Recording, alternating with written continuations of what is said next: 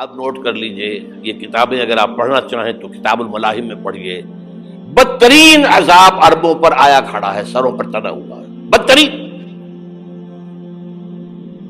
ایسی جنگ ہونی ہے الملحمۃ العظمیٰ، جس کو کہ میں بھی آپ کو گواہی پیش کر دوں گا، جسے کہا گیا ہے لاسٹ کروسیڈ. بش نے بھی کروسیڈ کا لفظ بول دیا تھا، پھر واپس لیا اس نے. نکل جاتی ہے جس کے منہ سے سچی بات مستی میں، فقیہ مصلحت بھی سے اور ہندے بادہ خار اچھا. کروسیڈ کہہ کر پھر واپس لیا. یہ کروسیڈ، اس کے اوپر جس قدر نقصان ہونا ہے عربوں کا. گریٹر اسرائیل بنے گا، یہ عراق، شام، اردن، سعودی عرب کا کچھ شمالی علاقہ، ترکی کا جنوبی علاقہ، مصر کا صحرائے سینا، اور اس کے ساتھ ہی جو بہترین اس کا زرخیز ترین علاقہ ڈیلٹا آف نائل، یہ سب یہودیوں کے قبضے میں جائے گا. اس کو حدیث میں کہا گیا الملحمۃ العظمیٰ. عیسائی 80 علم لے کر ہے مسلمانوں تم پر حملہ آور ہوں گے، اور ہر علم کے نیچے 12,000 فوج ہوگی، 9.5 لاکھ فوج. یہ نیٹو کی تیاری کس کے لیے ہو رہی ہے؟ جب یو ایس ایس آر کا خاتمہ ہوا تو پوچھا گیا تھا نیٹو چیف سے، اب کس لیے؟ تمہارا وہ دشمن تو ختم ہو گیا، اب ہمیں اسلامک فنڈامنٹلزم سے نمٹنا ہے. وہ جانتے ہیں خطرہ یہی ہے، اب اسلام ابھر سکتا ہے. مسلمانوں کے سینوں کے اندر وہ آگ ہے، اوپر خاکستر آ گیا ہے، تم پہ اٹھانا بیٹھنا. یہ اندر تو انگارہ ہے، اوپر سے راکھ ہے، اس سے دھوکہ نہ کھا جانا ان کے دلوں کے اندر. اور بش نے کہا تھا مسلمان چاہتے ہیں کہ ہسپانیہ سے لے کر انڈونیشیا تک نظام خلافت قائم کریں.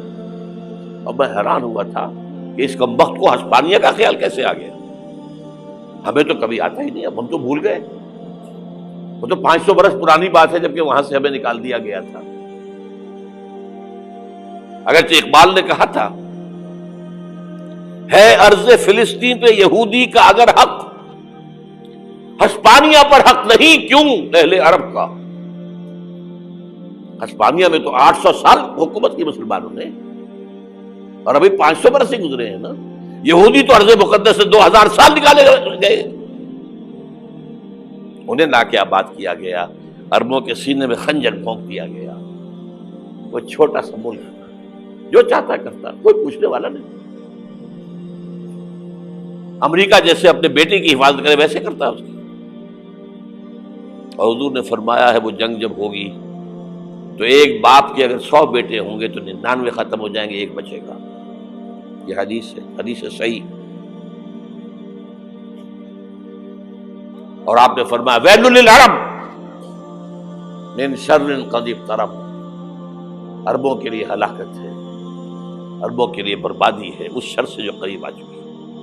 اور آج جس طرح انہوں نے ان کی تہذیب کو اختیار کر لیا ہے، دبئی جا کر دیکھیے، بدترین مغربی معاشرہ جو ہے وہ دبئی کے اندر ہم نے قائم کر کے دکھا دیا. اب سعودی عرب اس راستے پر بڑھ رہا ہے. اور اس کے بعد نمبر 2 پر جو ہے ہم پاکستانی ہیں. لیکن میں اس کے وہ پہلی بات جو کہہ رہا ہوں وہ تو یقینی ہے، اس میں تو احادیث صحیحہ موجود ہے.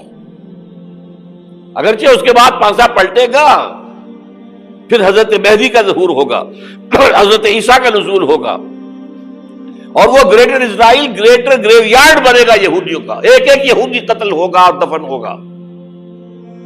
یہ بات میں ہونا ہے، میں پہلی بات پر پرچ کر رہا ہوں. وہ پانسا پلٹے گا جب پلٹے گا. ابھی جو سامنے ہے وہ کیا ہے؟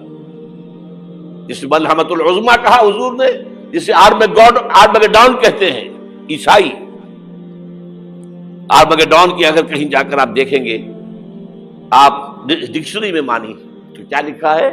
A very big war which will be fought between the forces of evil and good before the end of this world.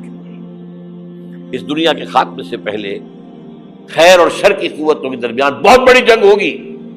ارمجدون اسے کہتے ہیں عربی میں، اور آرمگیڈون اسے کہتے ہیں انگریزی کے اندر. اور یہ بائبل کی آخری کتاب کے اندر ہے، جو اس میں کہ مکاشفات یوحنا، ریولیشنز آف سینٹ جان. یہ تو میں کہہ رہا ہوں یقین کے ساتھ، اور زیادہ دور نہیں ہے، آیا چاہتا ہے.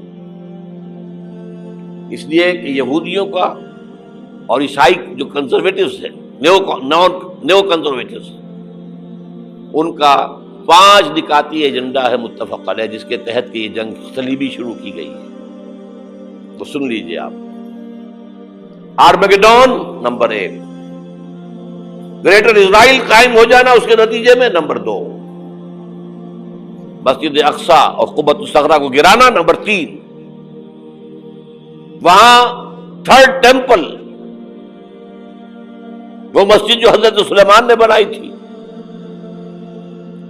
1000 قبل مسیح میں، پھر برباد کی تھی نبوکدنضر نے، دوبارہ بنائی گئی، پھر دوبارہ ختم ہوئی 70 عیسوی تک گری پڑی ہے. ان کا خانہ کعبہ گرا ہوا ہے 70 عیسوی سے لے کر آج تک. ایک دیوار ہے ویلنگ وال، جہاں جاتے ہیں، روتے ہیں، پیٹتے ہیں، ماتم کرتے ہیں، وہاں وہ بنے گا 3rd ٹیمپل. اور نمبر 4، اس میں لا کر رکھا جائے گا تخت حضرت داؤد کا. یہ تخت کہاں ہے اس وقت؟ یہ لندن شریف کے اندر، جو ان کی پارلیمنٹ کا جو چرچ ہے، ویسٹ منسٹر ایبے، اس میں رکھا ہوا ہے. ایک پتھر تھا جس پر بٹھا کر حضرت داؤد کی تاج پوشی ہوئی، پھر حضرت سلیمان کی ہوئی، پھر وہ پتھر رکھ دیا گیا جب حضرت سلیمان نے بنایا ہیکل مسجد اقصی، وہاں رہا وہ. ہر بادشاہ جو تھا یہودی اسی کے اوپر بٹھا کر اس کی تاج پوشی ہوتی تھی. سن 70 میں ٹائٹس نے گرایا اسے، ہیکل کو، وہ پتھر لے گیا، وہاں سے روم گیا، روم سے آئرلینڈ گیا، آئرلینڈ سے اسکاٹ لینڈ آیا، اسکاٹ لینڈ سے انگلینڈ آیا، اور اب وہ رکھا ہوا ہے 14ویں صدی عیسوی سے آج تک. وہ ویسٹ منسٹر ایبے میں رکھا ہوا، ایک کرسی کی سیٹ میں اسے بنا دیا گیا ہے تخت کی شکل میں. اب انگریزوں میں کوئی ملکہ ہو، کوئی بادشاہ ہو جس کی بھی تاج پوشی ہونی اس میں ہو. یہ لا کر رکھا جائے گا 3rd ٹیمپل میں، اور اس پر یہودیوں کے خیال کے مطابق ان کا مسیحا آئے گا جو مسیح دجال ہوگا. عیسائیوں کے خیال کے مطابق حضرت عیسیٰ آئیں گے، وہ ہمارا بھی خیال ہے حضرت عیسیٰ آئیں گے علیہ السلام. بہرحال یہ تو بعد کی باتیں ہیں نا. اس وقت جو میں عرض کر رہا ہوں، عربوں پر بہت بڑا عذاب، اور پاکستان کا معاملہ البتہ یہ ہے، میں یقین سے نہیں کہہ سکتا. ہینگنگ ان دی بیلنس، ہو سکتا ہے اللہ تعالیٰ ہم پر رحم فرمائے، ہو سکتا ہے، اگرچہ اس کی کچھ شرائط ہوں گی. چمن کے مالک اگر بنا لیں موافق اپنا شعار، اب بھی چمن میں آ سکتی ہے پلٹ کر چمن سے روٹھی بہار، اب بھی ہو سکتی ہے. اور یہ بھی ہو سکتا ہے کہ اللہ تعالیٰ نے معجزانہ طور پر ہمیں ملک دیا، ہم نے اللہ سے بدعہدی کی، وعدہ خلافی کی، غداری کی، لہذا سزا دی جائے اور ہم سے یہ ملک چھین لیا جائے. It's just possible. دور نہ سمجھے اسے، انہونی بات نہ سمجھے. جو گھیراؤ ہو رہا ہے آپ کے مغرب میں نیٹو فورسز اور مشرق میں بھارتی فورسز گدھوں کی طرح بیٹھے ہوئے انتظار کر رہے ہیں پاکستان اور ڈسٹیبلائز ہو جائے، یہاں اور بدامنی ہو جائے. اب لاہور میں پھر آج دھماکے ہو گئے ہیں. 2 دن پہلے کا دھماکہ میں سہ کے آیا ہوا ہوں، آپ کے سامنے بیٹھا ہوں. وہ جانیں بچی ہیں جو ہماری اکیڈمی کا حشر ہوا، وہ تو میں آپ کو نہیں بتا سکتا. یہ سارا کیوں ہو رہا ہے؟ تاکہ یہاں بدامنی ہو جائے اور ہمیں جواز مل جائے. مغرب سے نیٹو فورسز داخل ہو جائیں، مشرق سے بھارتی فورسز آ جائیں، اور ہمارے ایٹمی دانت توڑ کر اور پھر ہمیں بھارت کے سامنے ڈال دیا جائے. نو ڈو ایز یو لائک. یہ ان کا نقشہ ہے. ہوگا کیا وہ اللہ جانتا ہے. ہوگا وہ جو اللہ چاہے. لیکن اللہ کا چاہنا جو ہے وہ کس پر منحصر ہے؟ یہاں انقلاب برپا کرو، یہاں اسلام لاؤ. اگر دھندوں میں لگے رہو گے تو وہ خود بخود نہیں آ جائے گا انقلاب. صحابہ نے جانیں دی تھی، کتنی تکلیفیں اٹھائی تھی. 12 برس تک مکی دور کے اندر با نشہ درویشی در ساز و دمادم زن، جو پختہ شبی خدرہ بر سلطنت جم سن. یوم طائف یاد ہے جو حضرت عائشہ فرماتی ہے کہ میں نے پوچھا تھا حضور سے کہ یوم احد سے زیادہ سختی بھی آپ پر کبھی آئی؟ یوم احد پر کیا ہوا تھا؟ تلوار کا وار پڑا تھا آپ کے چہرہ مبارک، یہ جو رخسار کی ہڈی ہے اس کے اندر وار گیا ہے، اوپر خود کی 2 کڑیاں تھیں وہ اس میں گھس گئیں، 2 دندان مبارک شہید ہوئے۔ وہ خود کی کڑیاں ایک صحابی نے اپنے دانتوں سے پکڑ کے کھینچنے کی کوشش کی، دانت نکل گئے، وہ نہیں نکلی، کیا جتن کر کے نکالی گئی ہوگی تو خون کا فوارہ آیا، اتنا خون گیا ہے کہ آپ بے ہوش ہو گئے، گر گئے، اور مشہور یہ ہو گیا کہ آپ کا انتقال ہو گیا، شہادت ہو گئی۔ یہ سیرت کبھی پڑھی ہے؟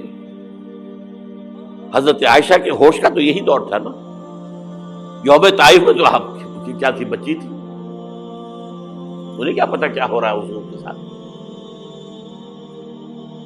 3 دن تک حضور مکے کی گلیاں اور وہاں کے اوباش لوگ پتھراؤ کر رہے گئے تھے اس امید میں کہ شاید وہاں کا کوئی سردار ایمان لے آئے، تو یہاں تو ابو طالب بھی فوت ہو گئے، یہی دنیاوی سہارا تھا، خاندانی سہارا تھا ابو طالب کے ذریعے، اور گھر میں ایک دلجوئی کرنے والی رفیقہ حیات تھی، وہ بھی، ان کا بھی انتقال ہو گیا۔ آپ نے کہا یہ عام الحزن ہے، اب تو سب کو طے ہو گیا قریش کو کہ آپ جیسے قتل کر دو، اسی لیے آپ گئے طائف، شاید وہاں کا کوئی بڑا سردار مانے، ایمان لے آئے مجھ پر، تو میں اپنا مرکز ادھر شفٹ کر دوں۔ تینوں سے ملے ہیں، تینوں نے وہ جواب دیے ہیں، نکل جاؤ یہاں سے، میں تمہارے ساتھ بات بھی کرنے کو تیار نہیں۔ اچھا، تمہارے سوا کوئی نہیں ملا تھا اللہ کو نبی بنا کر بھیجنے کے لیے؟ دیکھو جاؤ، میں بات نہیں کرنا چاہتا، ہو سکتا ہے میں بے عزتی کر بیٹھوں، واقعی تم اللہ کے نبی ہو تو میں مارا جاؤں گا، جاؤ جاؤ جاؤ۔ یہ سلوک محبت کے ساتھ ہوا ہے۔ اور پھر چھوکروں کو، اسٹریٹ ارچنز جنہیں آپ کہتے ہیں، اشارہ کیا تھا، خبر لو ان کی، پتھراؤ ہو رہا ہے، ساتھ کوئی ہے ہی نہیں، ایک آدمی صرف، زید ابن حارثہ۔ اب سامنے سے پتھر آ رہے ہیں تو حضرت زید آگے آ جاتے ہیں، ڈھال بنتے ہیں، مجھے لگے پتھر حضور کو رہے، آپ پیچھے سے آ رہے ہیں، چاروں طرف سے تو ڈھال نہیں بن سکتا ایک شخص، جسم لہو لہان، خون جا کر جوتیوں میں جم گیا ہے، جوتی اتر نہیں دی۔ پھر وہاں سے واپسی پر جو دعا مانگی ہے، اللہم الیک اشکو ضعف قوتی وقلت حیلتی وہوانی علی الناس، اے اللہ تیری جناب میں فریاد لے کر آیا ہوں اپنے قوت کی کمی کا، اپنے وسائل کی کمی کا، اور جو ذلت و خواری ہو رہی ہے لوگوں کے سامنے، الا ملتقننی، مجھے کس کے حوالے کر دیا ہے، الا بعیدی یتجہمنی، یہ میرے اوپر ہجوم کر کے آ جائے، حملہ کرے، اور عدو من لگتا امرے، یہ دشمن کے حوالے میرا معاملہ کیا ہے، جو چاہے کر دے وہ۔ لیکن پھر عبدیت غالب آتی ہے، ان لم یکن علی غضبک فلا ابالی، اللہ اگر تو ناراض نہیں ہے تو مجھے کوئی پرواہ نہیں، سر تقسیم خم ہے جو مزاج یار میں آئے، مجھے اندیشہ یہ ہے کہ تو ناراض تو نہیں ہوئی، یہ تکلیفیں جھیلی ہے۔ سینکڑوں صحابہ نے جانوں کا نذرانہ پیش کیا ہے، احزاب کی جنگ میں فاقوں پر فاقے ہو رہے تھے، اور ان فاقوں کی حالت میں خندق کھودنے کا حکم ملا ہے، لوگوں کی کمریں دوہری ہو رہی ہیں، پتھر باندھے ہیں اپنے پیٹوں سے، اپنے چادروں کے ساتھ کس کر کمر دوہری نہ ہو جائے، اور جب صحابہ کدالیں چلا رہے ہیں تو کیا کہہ رہے ہیں، نحن الذین بایعوا محمدا علی الجہاد ما بقینا ابدا، اللہم لا عیش الا عیش الاخرہ۔ صحابہ کہتے تھے ہم وہ لوگ ہیں جنہوں نے محمد سے بیعت کی ہے کہ جہاد کرتے رہیں گے جب تک جان میں جان نکل جائے تو بات اور، جان ہے، چاہے ابھی بھوک سے کمر دوڑی ہوئی جا رہی، جان تو ہے۔ اور ایک دفعہ کہتے تھے اللہم لا عیش الا عیش الاخرہ، اللہ عیش، زندگی تو آخرت کی زندگی ہے۔ اور حضور فرماتے تھے، حضور کے بیٹھے ہوئے نہیں تھے گاؤں تکیہ لگا کر، پتھر اٹھا کر خندق میں سے لے جا کر باہر پھینک رہے تھے، جب صحابہ کہتے ہیں اللہم لا عیش الا عیش الاخرہ، حضور فرما رہے ہیں فاغفر للانصار والمہاجرہ، اے اللہ ان انصار اور مہاجرین کی مغفرت فرما دو۔ پھر حضور کی خدمت میں کچھ لوگ آئے، حضور اب یہ فاقہ ناقابل برداشت ہو گیا، دیکھیے ہم نے یہ پتھر باندھے ہوئے اپنے پیٹ کے ساتھ۔ حضور نے کرتا اٹھا کر دکھایا، وہاں 2 پتھر باندھے ہوئے۔ یہ ہے سیرت النبی۔ آپ کس چیز کو سیرت النبی سمجھتے ہیں؟ بہرحال اس موضوع پر میری ایک کتاب ہے منہج انقلاب نبوی، کہ انقلاب کیسے آیا تھا۔ اگر دل میں ذرا بھی آرزو پیدا ہو گئی ہو کہ اللہ قبول کر لے مجھے قبول کر لے اس کام کے لیے، تو وہ کتاب آپ کے لیے مست